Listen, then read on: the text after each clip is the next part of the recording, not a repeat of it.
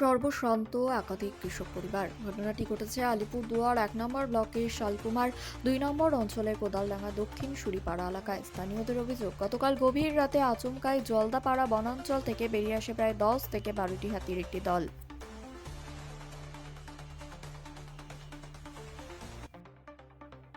এরপর কোনো পূর্বাভাস ছাড়াই তারা ঢুকে পড়ে গ্রাম সংলগ্ন কৃষি জমিতে। মুহূর্তের মধ্যেই শুরু হয় ভয়াবহ তাণ্ডব। ক্ষতিগ্রস্ত কৃষকদের দাবি, ১ বিঘারও বেশি কলা বাগান সম্পূর্ণ নষ্ট হয়ে গিয়েছে। শুধু তাই নয়, বিস্তীর্ণ ভুট্টা ক্ষেত হাতির পায়ে পিষে যায়। পাশাপাশি প্রায় ৩৫টি আলুর বস্তাও নষ্ট হয়ে পড়ে। এক রাতেই মাথায় হাত পড়েছে বহু কৃষক পরিবারের। কৃষকদের অভিযোগ, এই ঘটনা নতুন নয়। এর আগেও একাধিকবার বন দপ্তরকে জানানো হলেও সময় মতো কোনো কার্যকর ব্যবস্থা নেওয়া হয়নি। বরাবরের মতো এবারও হাতির দল চলে যাওয়ার পর ঘটনাস্থলে পৌঁছায় বন দপ্তর, যা নিয়ে তীব্র ক্ষোভ ছড়িয়েছে এলাকায়। যদিও বন দপ্তরের পক্ষ থেকে জানানো হয়েছে, হাতির দলটি বর্তমানে শালকুমার বিচনবাড়ি ফরেস্ট এলাকায় অবস্থান করছে। বিট অফিসার অজয় ঘোষ আশ্বাস দিয়েছেন, ক্ষতিগ্রস্ত কৃষকদের দ্রুত ক্ষতিপূরণ দেওয়ার ব্যবস্থা করা হবে।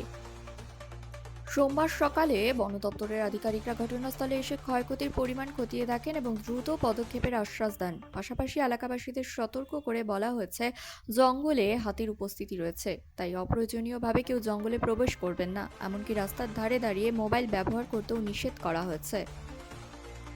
তবে আশ্বাসে আর ভরসা রাখতে নারাজ অনেকেই। ক্ষুদ্র কৃষকদের একাংশ স্পষ্ট জানিয়ে দিয়েছে, যদি দ্রুত ক্ষতিপূরণ না মেলে এবং স্থায়ী সমাধান না করা হয়, তাহলে আসন্ন নির্বাচনে তারা ভোট বয়কট করবেন।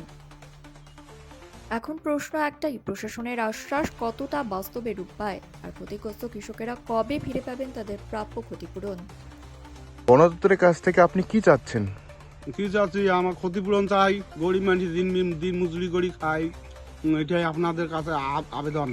নাহলে আমি ভোট দিব না। আর ওদের জিনিস পুষেছে, ওদেরকে খাদ্যের ব্যবস্থা নাই, আমাদের গরিব মানুষের ক্ষতি করেছে। এই আমার আপনাদের কাছে অনুরোধ। গতকাল রাত্রে কয়টি হাতি এসেছিল? এই না হলো ১০-১২টা। আপনার নাম এবং পরিচয়? আমার নাম সনাতন। আপনার বাড়ি? আমার বাড়ি সুরিপাড়া।